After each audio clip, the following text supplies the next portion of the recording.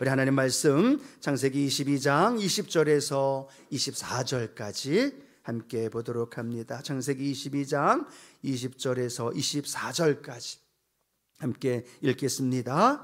이 일 후에 어떤 사람이 아브라함에게 알리어 이르기를 밀가가 당신의 형제 나홀에게 자녀를 낳았다 하였더라. 그의 맏아들은 우스요, 우스의 형제는 부스와 아람의 아버지 그무엘과 게셋과 하소와 빌다스와 이돌람과 부드엘이라. 이 8사람은 아브라함의 형제 나홀의 아내 밀가의 소생이며, 부드엘은 리브가를 낳았고 나홀의 첩 루마라 하는 자도 데바와 가함과 다하스와 마하가를 낳았더라. 아멘.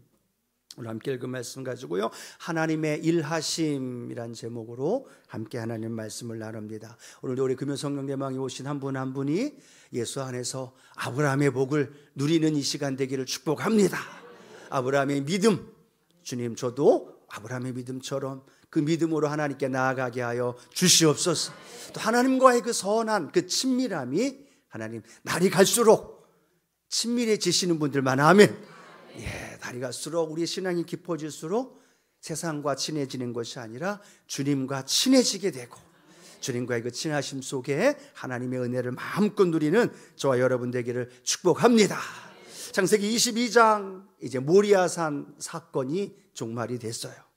그 다음에는 절정으로 올라간 뒤에 아브라함의 인생은 이제 노년으로 연결이 되어집니다. 그러면서 오늘 본문 함께 읽은 말씀에 보면 누가 누구를 낳았고 전혀 듣지 못했던 이름들만 쭉 나열되어져 있어요. 그래서 하나님 이 본문은 건너뛸까요? 그렇게 생각하다가 또 이 본문 안에 하나님이 또 계획한 은혜가 있겠지 또 묵상하면서 오늘 주신 말씀을 좀 생각해 보면서 오늘 본문을 통해 아브라함의 인생 속에 하나님 행하신 놀라운 일들이 저와 여러분 삶에도 이루어질 줄로 믿습니다. 어떤 말씀인지 어떤 이름인지 전혀 모르는 상황이지만 중요한 건 하나님이 일하신다는 것. 우리 인생도 어떻게 진행되고 어떻게 펼쳐지는지 잘 몰라요. 근데 중요한 건 그때에도 하나님은 침묵하지 않으시고 일하신다는 거예요. 그래서 오늘도 본문 속에서 하나님의 일하심과 그 함께 하시는 은혜를 발견하기를 원하는데요, 첫 번째로는 우리가 무엇을 전할 것인가에 대한 부분을 함께 좀 나눠보기를 원합니다. 오늘 본문 바로 앞전 거지는 모리아산에서 아브라함이 이삭을 하나님께 드리고 그러면서 하나님의 인정을 받죠. 그 다음에 하나님의 축복도 받고 후손들을 통해서 하나님의 많은 복을 부어 주리라. 또 그 이삭이 보통 이삭이 아니라 아브라함과 이삭으로 연결되어지는 예수 그리스도의 예표가 되어지는 것까지 함께 말씀을 나눴어요. 그 다음에 오늘 본문 보니까 이렇게 기록합니다. 창세기 22장 20절이 이렇게 기록되어 함께 읽어봅니다. 이 일 후에 어떤 사람이 아브라함에 알리어 이르기를 밀가가 당신의 형제 나홀에게 자녀를 낳았다 하였더라. 아멘. 이 일 후에라는 말은 모리아 사건 이후에, 그 이후의 삶의 모습인데 어떻게 기록하고 있느냐? 어떤 사람이 아브라함에게 이르기를 밀가가 당신의 형제 나홀에게 자녀를 낳았다라는 소식을 아브라함에게 전해주는 거예요. 이쯤 되면 아브라함이 75세에 갈대아 우르에서 나왔고 100세에 이삭을 낳았고, 이삭이 지금 나이가 한 20대 조금 안 된 상황이다 하면 고향을 등진 지 몇 년이에요? 최소한 30년 넘게 그렇게 진행되어진 상황인 거죠. 그 고향에 대한 어떤 그리움이나 소식에 대한 어떤 마음이 얼마나 또 간직하고 있지 않았을까요? 그런데 오늘 어떤 사람이 아브라함에게 이르면서 뭐라고 얘기하느냐? 아브라함 당신의 형제 나홀이라는 분이 아브라함의 형제인 거죠. 그 형제에게 자녀를 낳았다라고 말하면서 그 아브라함에게 위로가 되는 소식, 또 그 마음속에 가족들과 또 친척들에 대한 소식을 전해주면서 기쁨의 소식을 오늘 전해주고 있는 모습을 발견하게 됩니다. 어떤 사람이란 이야기는 이름도 안 썼어요. 그냥 성경에 이름 좀 써나오면 좋은데 우리가 뭐 기억도 못하고 잘 모르지만 성경은 그냥 이름도 안 쓰고 그냥 넘어가면서 어떤 사람이라고 표현하는데, 아브라함에게는 어떤 사람이 전해 주었던 그 사람의 이름이 중요한 것이 아니라 뭐가 중요해요? 그 사람을 통해 전해 들은 소식, 고향의 소식. 동생도 아마 자녀가 없어서 오랫동안 힘든 삶을 살았을 텐데 오늘 그 자녀가 낳았다는 복된 소식을 전해주면서 어떤 사람, 이름도 없는 사람, 그냥 지나가는 무명이지만 이 아브라함에게 큰 위로와 또 마음의 평강의 복된 소식을 전해주었다라고 말씀을 하고 있다는 거죠. 또 하나 한번 생각해 보면은 열왕기하 5장에 보면 우리가 잘 아는 아람 장군 나아만에 대한 이야기가 나옵니다. 나아만이 어떤 질병을 갖고 있었어요? 나병 환자였습니다. 수많은 군대에 나가 전쟁에 싸워 승리하면서 겉으로는 화려하면서도 많은 사람에게 인정받았지만 누구도 없는 사람의 모습 속에는 나병으로 말미암아 탄식하며 눈물로 고통 속에 살았던 그 나아만입니다. 그런데 그가 치료를 받았어요. 요단강에서 7번 잠근 뒤에 깨끗이 나았고 그가 또 하나님을 인정하는 일들이 벌어졌다는 거예요. 근데 여러분, 그것이 어떻게 출발이 되었어요? 누구로부터?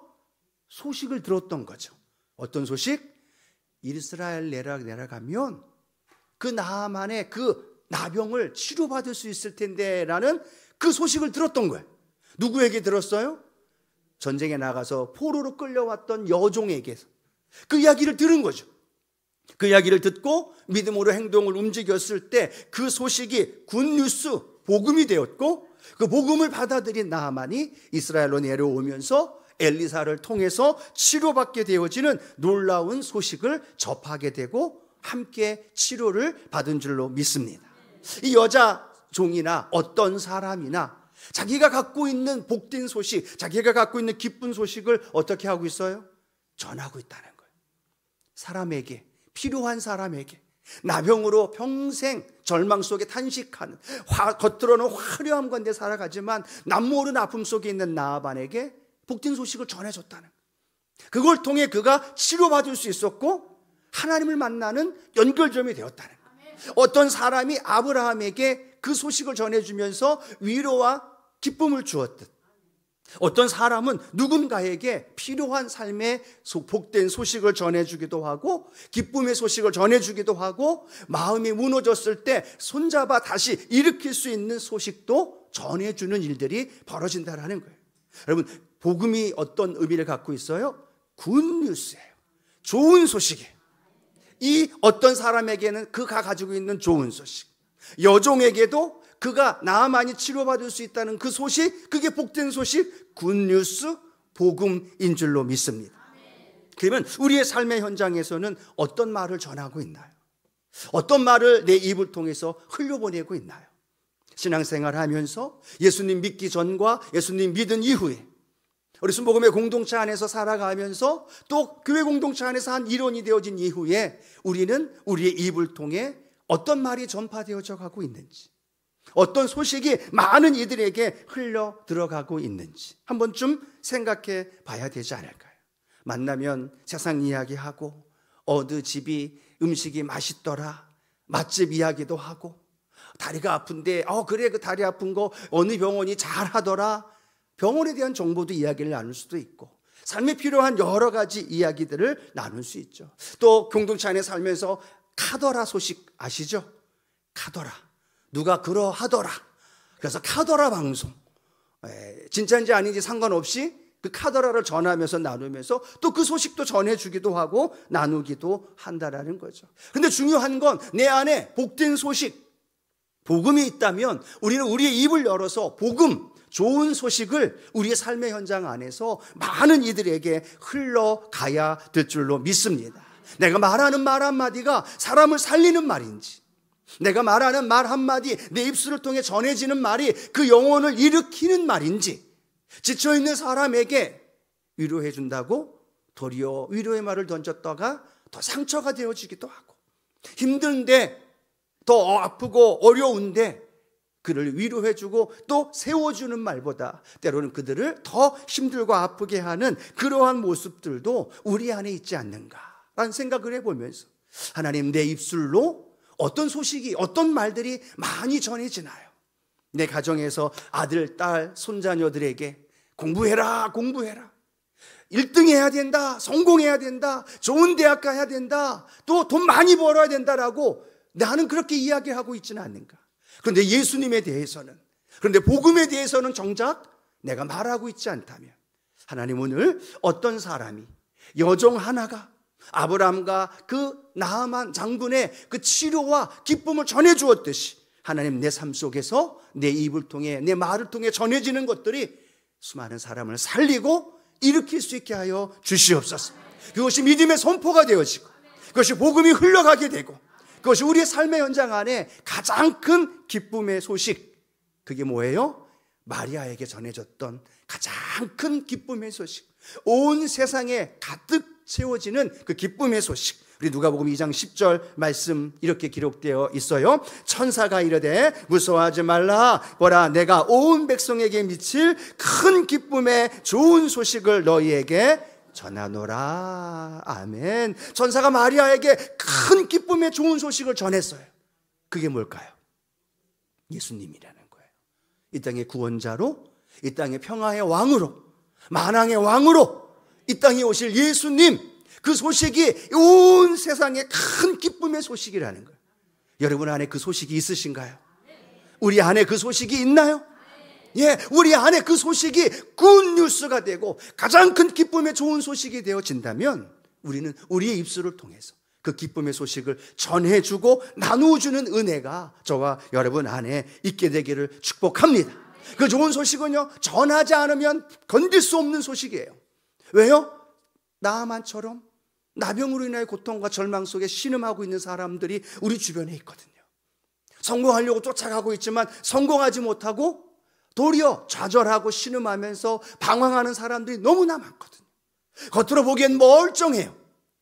그런데 때로는 그 안엔 곪고 썩고 문드러져서 절망 속에 있는 사람들이 너무나 많다는 거예요.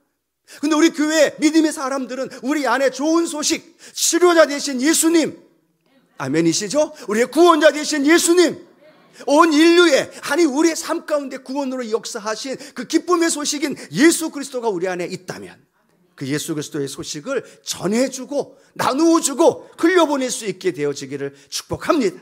아들, 딸에게, 내 손자녀에게, 믿음의 성도들에게 우리 금요 성령 대망의 예배 자리 가십시다. 그곳에서 응답받고 하나님의 살아계심을 만나고 반절이 부르짖을 때 하나님 우리의 문제와 질병을 치료해 주십니다. 그 복된 소식이 우리 안에서 멈추면 안 돼요. 아멘이시죠? 우리 안에 멈추면 안 된다는 거예요. 제가 아프리카 선교회 함께하는 그 모임에 있을 때 그런 말을 드렸습니다. 우리에게 바통이 들려져 있다라고 말씀을 드렸어요. 그 바통이 뭐냐? 복음이다. 그 바통을 내가 받았으면 그 바통은 어떻게 해야 되나요? 내가 들고 뛰다가 그 다음 사람에게 전달을 해야 되는 거예요. 그 전달되어져야 그 다음 사람이 복음을 받고 구원받고 치료되고 하나님 은혜를 경험하고. 근데 그 바통을 들고 있는 사람이 그걸 붙들고 있으면 돼요, 안 돼요? 안 돼요. 그걸 나눠줘야죠. 주변에 있는 이들에게, 많은 사람들에게. 그래서 우리가 1년에 2번씩 블레싱 데이를 하기도 하고 기회를 갖고 전도하기도 하면서 우리에게 있는 복음의 소식 나눌 때 더 강력해지고 전할 때 더 능력이 되고 더 놀라운 하나님의 역사가 일어납니다. 왜 교회에서, 왜 신앙생활 하면서 수많은 기적과 능력과 치유와 회복이 일어나지 않느냐? 복음을 전하지 않기 때문에 그래요. 성경에 보면 복음이 증거되어질 때 기적이 일어나는 거죠.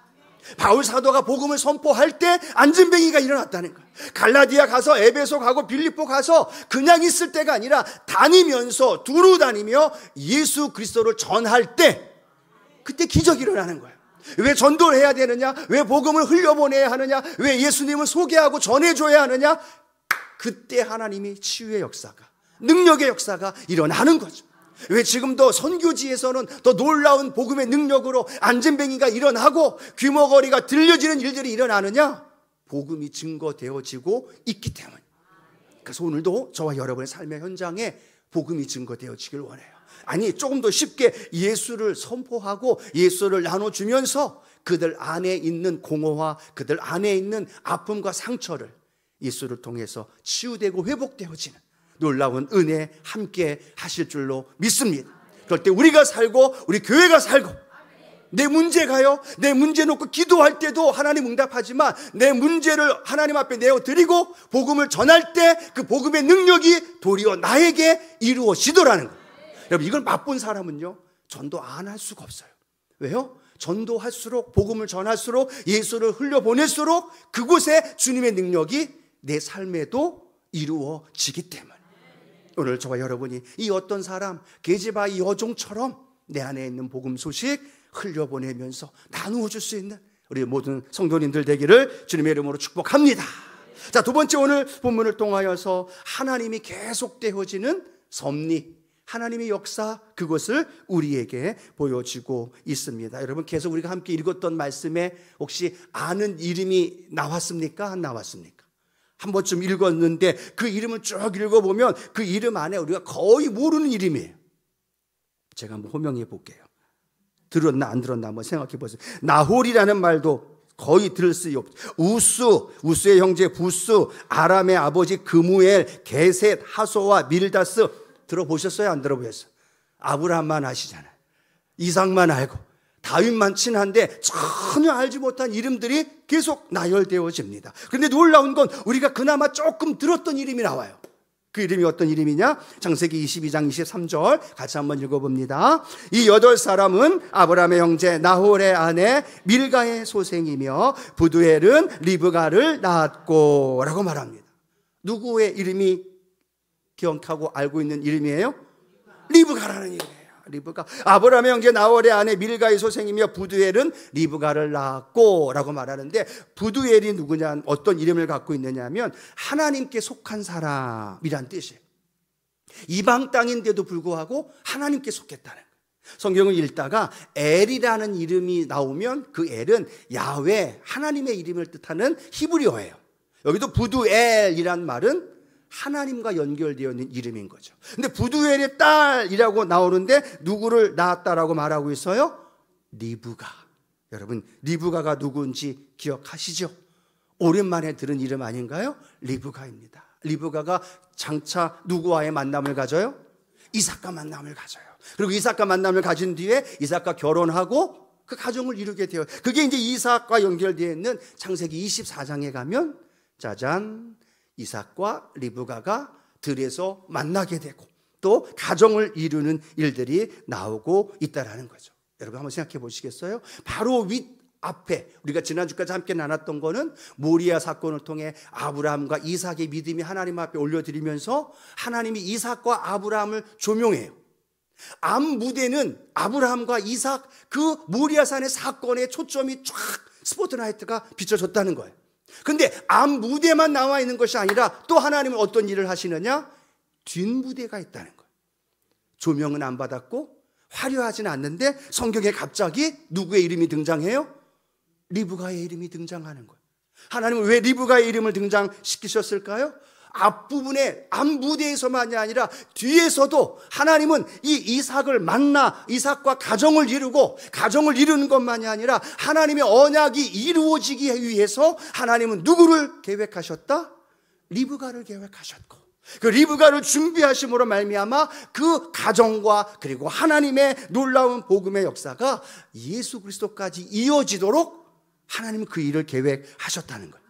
하나님은 이삭의 생명만 건져주시고 살린 것이 아니라 이삭의 미래, 다음 세대, 만날 사람까지 하나님은 뒷무대, 우리가 안 보이는 상황에서도 하나님은 그 일을 만들어 가셨고 그리고 이삭과 리브가의 만남을 통하여 하나님의 뜻을 이루도록 역사해 주신 줄로 믿습니다. 어쩌면 아브라함이나 이삭은 모리아 사건이 큰 위기일 수 있었어요. 시험이었고 테스트였으니까. 그런데 그 위기와 시험 테스트를 통과하는 그 순간은 놀랍도록 하나님은 이삭의 아내 리브가를 준비하시고 그 다음도 하나님의 계획과 프로젝트 속에 그 일들이 진행되어져 가고 있다는 거예요. 우리는 기억해야 합니다. 우리의 인생 속에 앞무대만 있는 게 아니라 보여지는 우리 눈앞에 펼쳐져 있는 것만이 아니라 그 뒤에서 보이지 않는 가운데 하나님은 여전히 일하고 계시다는 거예요. 누구를 위해서? 우리를 위해서. 하나님의 자녀된 저와 여러분의 삶을 위해서 계속해서 하나님은 일하고 계시다는 거예요. 근데 우리는 뭐라고 얘기해요? 하나님 앞이 너무 캄캄해요. 하나님 앞이 너무 힘들어요. 하나님 지금 내게 닥쳐있는 문제가 너무나 어려워요 라고 말하면서 이 앞에 있는, 내 앞에 보이는 퍼즐 그 조각만 보면서 하나님 앞에 힘들다고 원망하며 불평할 때가 많다는 거예요. 근데 그 뒤에선 하나님은 그 길 너머에 있는 길을 준비하고 계시고, 그 뒷면에서는 하나님이 그 넘어가기만 하면 더 큰 은혜와 능력으로 그 일들을 이루어 주신다는 거예요. 예를 들어 이렇지 않습니까? 요셉이 하나님 앞에 꿈을 꾼 다음에 그의 인생은 파란만장한 꿈으로 연결되어져서 바로 그가 총리가 되고 그 꿈이 이루어진 게 아니라는 거예요. 그 꿈을 꾼 이후에 요셉의 시간은 어땠습니까? 형들에게 미움받고 애굽의 상인에게 팔려지게 되고 평생 안 먹으면 처음 가본 에집트에서 노예로 살아가게 됩니다. 보디발 집에서 노예로 살고 또 억울한 누명을 씌워서 감옥에 갇혀지는 그 모든 인생이 이 요셉의 입장에서는 너무 힘들었겠죠. 참담했겠죠. 얼마나 비참했겠어요. 그런데 하나님은 그 요셉의 그 앞에 보여지는 그 단면만 하나님은 계획한 것이 아니라 그 길을 통해서 마침내 그 애굽의 총리로 인도해 주시고 잊혀진 존재가 아니라 다시 부상하여 알게 되어지고 한 번에 하나님의 계획 속에 총리가 되어지도록 하나님은 그 물밑 작업과 그 계획을 다 이루어 주셨다는 거예요. 근데 요셉이 종살이 된 것 때문에 포기하고 그 인생을 마감했다면, 억울한 누명 썼다고 감옥에서 몇 년을 지내면서 그의 인생에 하나님이 떠나고 원망하며 불평하며 좌절하며 살았다면 그의 인생은 그렇게 하나님의 꿈을 이룰 수 없었다라는 거예요. 앞면이 힘들고 어려워도 그 뒷면과 그 이후에 행하실 하나님 바라보면서 걸어갔던 요셉의 고백, 창세기 50장 20절 이렇게 고백하죠. 함께 읽어봅니다. 당신들은 나를 해하려 하였으나 하나님은 그것을 선으로 바꾸사 오늘과 같이 많은 백성의 생명을 구원하게 하시려 하셨나니. 아멘. 형들은 나를 해하려 했지만 하나님은 그걸 용납하지 않으시고 그걸 악을 선으로, 하나님 생명으로 바꿔 주셨다는, 하나님은 계속해서 요셉의 인생과 함께 하면서 그의 길을 열어주시고 그의 길을 풀어주시고 그의 길이 결국 성공하도록 인도해 주셨다는. 여러분, 그러면 우리는 지금 어떤 삶을 살아가고 있나요? 혹시 힘든 길을 걸어가고 있지 않나요? 때로는 꼬불꼬불, 때로는 탄식하고 힘든 아픈 질병, 내 마음이 여러 가지 크고 작은 일들 때문에 힘든 과정을 겪고 있지 않나요? 그렇다면 그것이 오늘 내 인생 속에서 끝이 아니라는 거죠. 그 길을 통해서 하나님은 또 다른 면을 계획하고 계시고 지금도 일하고 계시다는 거예요. 남편을 위해서 눈물로 기도하는 자녀를 위해서 하나님은 그 일을 계속해서 우리 가운데 이루어 주신다는 거예요. 어떨 때는요 오르막길을 올라갈 때도 있고, 어떨 때는 평탄한 길을 갈 때도 있고, 어떨 때는 꼬불꼬불한 길을 갈 때도 있어요. 하나님 끝이 안 보입니다. 언제가 그 끝입니까? 라고 생각하면서 갈 때도 있다는 거예요. 어떤 때는 직진이 되고 어떨 때는 내리막길도 되어지는 거예요. 손들어 보란 말씀은 제가 못 드리겠어요. 혹시 내리막길로 평탄하게 가시는 분 계시지 않나요? 어떤 분은 오르막길로 가도 왜 이렇게 하나님 오르막길로 문제가 해결되지 않고 어려움이 계속되나요? 꼬불꼬불해서 하나님 끝이 안 보여서 언제까지 이 길이 해결되나요? 라는 그러한 상황의 모습이 각기 다 다를 거라는 거예요. 근데 걱정하지 말라는 거예요. 그 꼬불꼬불 조금만 참고 그 길 안에 머물면서 가면 하나님이 그 길 끝에 예비한 놀라운 축복이 앞무대가 아니라 뒷무대에서 쉬지 않고 졸지도 않으면서 우리를 위해 예비하신 하나님의 그 계획과 섭리가 있다는 거죠. 왜요? 아들 예수를 죽기까지 하면서 우리를 사랑하셨는데 우리를 그냥 두시겠냐는 얘기. 아니요, 절대로 하나님은 포기하지 않으시고 우리를 놓지 않으시고 오늘도 우리를 이 자리로 불러주신 이유가 뭘까요?